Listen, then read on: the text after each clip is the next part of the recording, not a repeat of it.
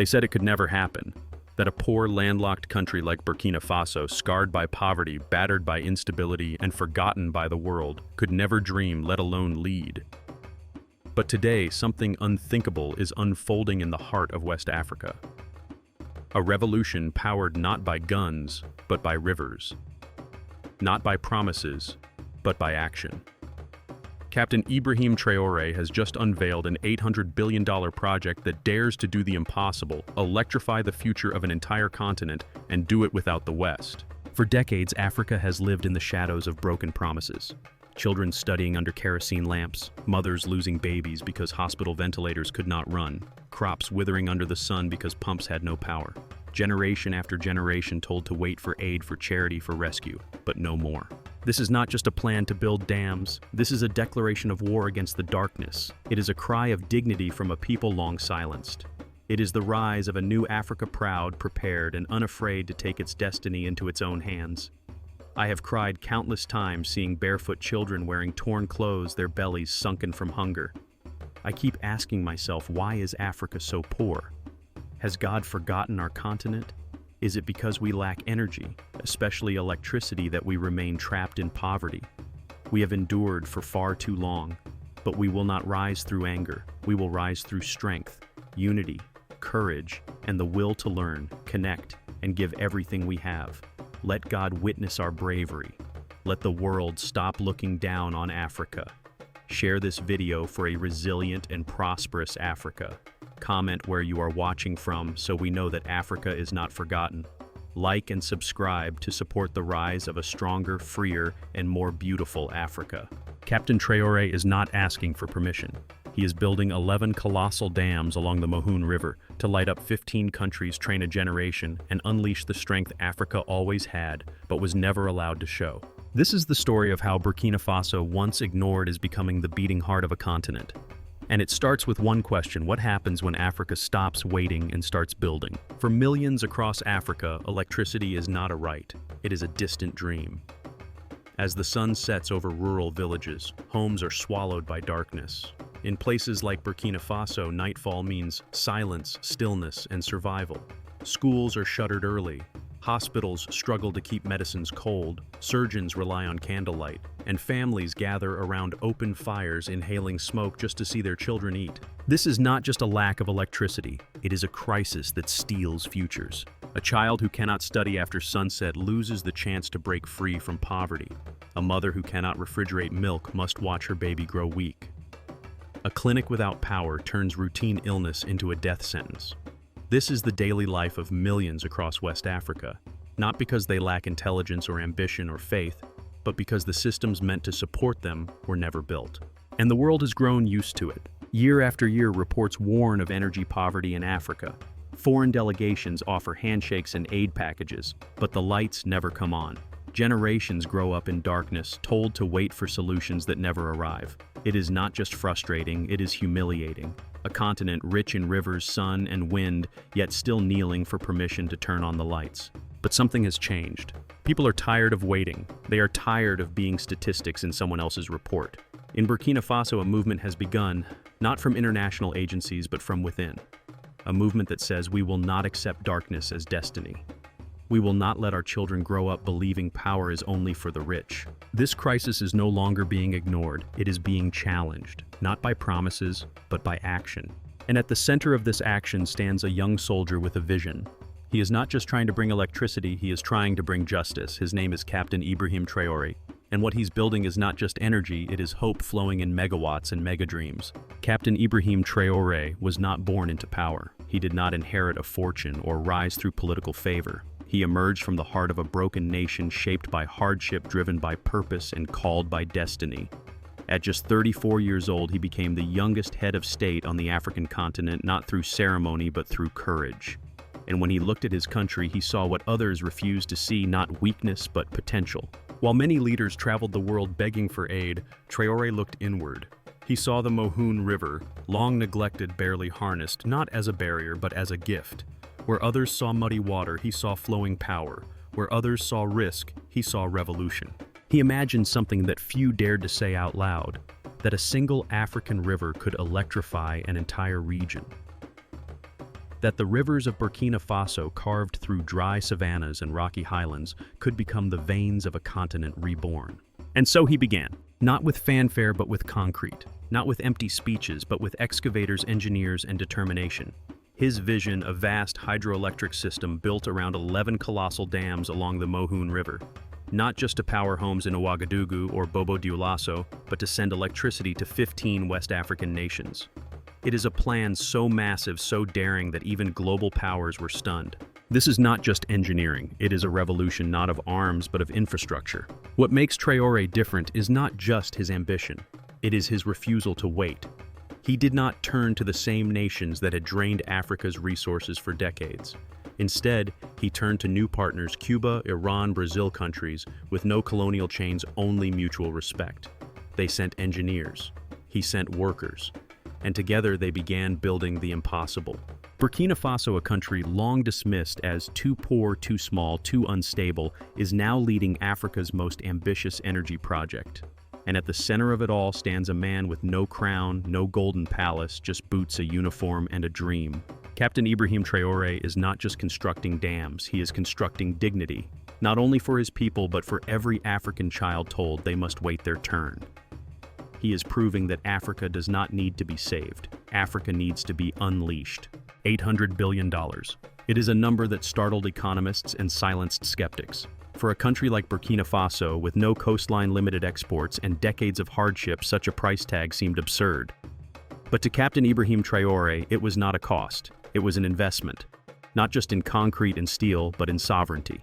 At the heart of his vision are 11 hydroelectric dams carefully spaced along the Mohune River. These are not just barriers to hold water, they are giants of engineering, each designed to convert the river's relentless flow into pure renewable energy. Gigantic turbines spin with the force of the river, generating power day and night, clean, constant, and unstoppable. But the dams are only the beginning. Traore's true innovation lies in the smart electric grid, the invisible web connecting 15 nations with one purpose: power for all. It is a high-tech network that uses artificial intelligence to monitor, manage, and distribute electricity across thousands of kilometers. If a city in Ghana needs more power during the day, the grid shifts supply. If a village in Togo requires lighting for its school at night, the grid adjusts instantly. This system is not just efficient, it is adaptive. Unlike old colonial-era grids prone to blackouts and waste, this one learns, responds, and evolves, and it does not rely on a single source. Integrated solar farms provide backup, ensuring that even if one part fails, the lights stay on. Behind the scenes, local workers are being trained not just to build, but to lead.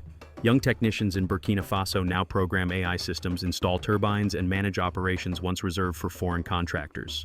The plan includes training centers, research labs, and technology hubs near every dam site, turning construction zones into campuses of innovation. This is not just infrastructure, it is an ecosystem, and it is already taking shape. In remote villages where candles once flickered, electric lights now shine. Clinics hum with working machines. Markets stay open after dusk. Factories plan expansion. What was once dismissed as a fantasy is now casting shadows in the sand, real, humming, and glowing. The $800 billion master plan is not just about producing electricity, it is about producing belief. Belief that Africa can power itself with its own hands and on its own terms. When power begins to flow, so does opportunity. The $800 billion energy project is not just transforming infrastructure, it is rewriting the rules of Burkina Faso's economy. In a land where unemployment once defined the lives of millions, this initiative has become a wellspring of hope. Already more than 1.5 million people are working on the project, and that number is growing. They are not just laborers pouring concrete, they are welders, machine operators, turbine technicians, AI programmers, and grid engineers. Men and women who once struggled to find work are now building their nation's future with their own hands. For many, it is their first taste of purpose. Young women who once sold fruit on street corners are now learning to code energy systems. Former migrants returning from Europe are being trained to maintain dam infrastructure. The government has invested in massive skills training centers, ensuring that local talent becomes the backbone of this transformation. It is no longer foreign contractors who dominate. It is the sons and daughters of Burkina Faso. And the energy is not just lighting homes, it is fueling a wave of innovation. Around the dam sites, a new phenomenon has emerged. Clusters of green technology firms setting up operations, testing clean energy solutions, and collaborating with local engineers. These zones are being called the Silicon Valley of African energy hubs, where wind, solar, and hydro technologies converge. More than 40 companies have opened offices drawn not just by cheap electricity, but by the excitement of building something historic. These businesses are creating new supply chains, investing in local startups, and exporting technology across Africa and beyond. Meanwhile, reliable electricity is breathing life into industries once held back by power shortages. Factories run longer. Farms now use electric irrigation to grow crops year-round. Markets go digital using apps and mobile payments. The cycle of poverty is being broken not by charity but by current. This is economic revolution by design. Every turbine that spins is not just producing electricity, it is producing dignity. Every cable laid is not just part of a grid, it is part of a promise. The promise that Burkina Faso long ignored can become a hub of African ingenuity, not someday, but now. When the $800 billion plan was first announced, many in the West laughed. They called it a fantasy, a political stunt, a project too grand for a nation like Burkina Faso. But they are not laughing anymore. As the dams rise and the grid expands, the world is beginning to understand Africa is no longer waiting for permission. It is setting the terms. And those terms are reshaping global alliances. While traditional Western powers hesitated, new partners stepped forward. China is investing in satellite energy labs to support the project's technology backbone. Russia has dispatched teams of engineers to help construct high-efficiency turbines. India is negotiating access to the smart grid to support its own growing demand. These are not acts of charity. They are strategic bets on Africa's emerging power, literally and geopolitically. For decades, Africa was seen as a charity case, a continent to donate to not partner with. But Traore's plan flips the script. It shows that Africa is not just a resource supplier, but a player, a leader, a continent that can build and export solutions, not just raw materials. This bold independence is sending shockwaves across the globe. In Europe, energy officials are scrambling to get involved. With fossil fuels being phased out, Europe is eyeing clean, reliable alternatives. Burkina Faso's dams, connected through a proposed $20 billion energy corridor under the Sahara, could one day power homes as far north as France or Spain. What was once considered unthinkable is now the subject of serious international talks. But beyond the politics and trade, something deeper is shifting. Burkina Faso is showing other African nations what is possible. Countries like Niger, Togo, and Sierra Leone are now developing their own national energy plans inspired by Traore's defiance and determination. A new geopolitical bloc is forming, one based not on debt or dependency, but on mutual strength and continental vision. This is not just a project, it is a power play, and it is working. For the first time in generations, the world is not defining Africa. Africa is defining itself. And as Burkina Faso rises, so too does the credibility, confidence, and clout of a continent no longer content to be left behind. Electricity is changing more than homes and hospitals. It is changing how people see themselves. In Burkina Faso, the dams have become more than engineering marvels. They have become monuments of pride. Monuments that say, we built this, we did not borrow it, we earned it. For generations, Africans were told to be grateful for food handouts, donated textbooks, secondhand equipment. But now, children are seeing their parents wear hard hats, operate cranes, manage control rooms. Young girls who once dreamed quietly now say aloud, I want to be an engineer. That shift from dependency to determination is the real revolution. In every corner of the country, a new culture is forming, one that honors work skill and self-reliance. Elders speak of how their grandparents lived in darkness, but now their grandchildren grow up under electric light. Community centers stay open late. Radio stations broadcast educational programs at night. The rhythm of daily life is changing, and so is the national identity. Captain Traore's strategy is not just about power plants, it is about people. He has pushed for schools near dam sites, training programs for local youth, and national media campaigns celebrating African innovation. The narrative is shifting from we cannot to we already are. This cultural awakening is spreading. Across West Africa, citizens are demanding more from their governments, more from themselves. They are no longer content to be helped. They are determined to lead. And at the center of it all is a symbol, a rising dam on a flowing river. Not just a structure, but a story of a continent reclaiming its voice and saying to the world, we are not weak, we are not waiting, we are here, and we are rising. This is more than a story of turbines and technology. It is a story of dignity, of a nation that refused to accept darkness as its destiny, of a continent that is rising not with rage, but with resolve. Burkina Faso's $800 billion project is not just changing landscapes, it is changing hearts, minds, and futures. In just a few years, this landlocked country has gone from forgotten to fearless. Dams now rise where doubt once lived. Lights shine where hopelessness once ruled. And a young captain once doubted now stands as a symbol of what is possible when leadership meets purpose. But this is not only Burkina Faso's victory, it is Africa's awakening. From Ghana to Mali, Togo to Senegal, the ripple effect has begun. Electricity is no longer a dream, it is becoming a right. And with power comes possibility, education, healthcare, innovation, pride. I have cried countless times seeing barefoot children wearing torn clothes, their bellies sunken from hunger. I keep asking myself, why is Africa so poor? Has God forgotten our continent? Is it because we lack energy, especially electricity, that we remain trapped in poverty? We have endured for far too long, but we will not rise through anger. We will rise through strength, unity, courage, and the will to learn, connect, and give everything we have. Let God witness our bravery. Let the world stop looking down on Africa. Share this video for a resilient and prosperous Africa. Comment where you are watching from so we know that Africa is not forgotten.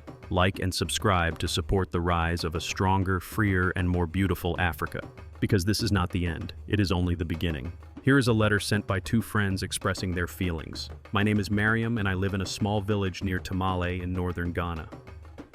I watched the story of Burkina Faso's $800 billion dream with tears in my eyes and fire in my heart. For years we have waited in silence. For years we have accepted the suffering as if it were our fate. But today, something has shifted, and I can feel it in my bones. Africa is no longer asleep. Africa Rising is not a slogan anymore. It is real. It is ours. As a mother, I have seen my children fall sick from drinking dirty water. I have watched my eldest son squint under a kerosene lamp just to read. I have stood in clinics where the nurses could not turn on a fan in the sweltering heat. We have suffered not because we lack intelligence, but because we lacked the tools. We were never truly poor. We were just disconnected, forgotten, left behind. But no more. What Captain Traore is building is not just for Burkina Faso, it is for me. It is for my children. It is for every African child who has been told to wait. And I say now we will wait no more. The smart grid, the dams, the jobs, the pride, they are a signal to the world that Africa Rising is the heartbeat of a generation that refuses to give up. I want to see a new Africa One, where we speak with our own voice, build with our own hands, and shine with our own light. I dream of a continent where no girl walks miles to fetch water, where no boy misses school because he must help his father farm in the dark. I dream of unity, of technology, of dignity. And I know this is just the beginning. From Ghana to Ethiopia, from Nigeria to Zambia, I see brothers and sisters waking up, not in anger, but in purpose. We are learning, building, connecting. We are not victims, we are visionaries. This is not just Africa Rising, this is Africa Reborn. Let us come together as one people. Let us rise not separately, but together as a continent reborn. This is our moment. This is the new Africa. My name is David, and I live in Juba, the capital of South Sudan. I am a teacher, a father, and above all, a believer in the soul of this continent. When I watched the story of Burkina Faso's great energy project, I felt something break inside me and something else awaken. For too long, Africa has been told who we are by those who do not know us. But now, I see a fire spreading, and that fire is called Africa Rising. I have taught children in classrooms with no electricity using chalk on cracked walls while the heat pressed down on our backs. I have buried friends who died of curable diseases simply because the hospital had no power to run a basic machine. I have seen women give birth in darkness and young boys give up on school to fetch water. This is not just poverty. It is injustice. It is the weight of a history that was never ours to write. But today the pen is back in our hands. The courage of Captain Ibrahim Traore is not just lighting up Burkina Faso. It is lighting up the hearts of millions like me. It tells us we can build, we can lead, and we can rise. Not because someone gave us permission, but because we always could. This is not a dream. This is the beginning of the new Africa. I want a future where my children do not have to leave Africa to find opportunity. Where South Sudan and Ghana and Sierra Leone stand together united in purpose, not divided by borders. I want peace through power, progress through unity, and healing through education. I want us to learn from one another, to build for one another. This movement, this hope, this momentum, it is Africa Rising, and it cannot be stopped. From the dusty roads of Juba to the bustling streets of Lagos, I see it. A continent shaking off its pain, standing tall with pride. We are no longer begging for change. We are becoming the change. This is the heartbeat of Africa reborn. And we the people are ready to live in the new Africa.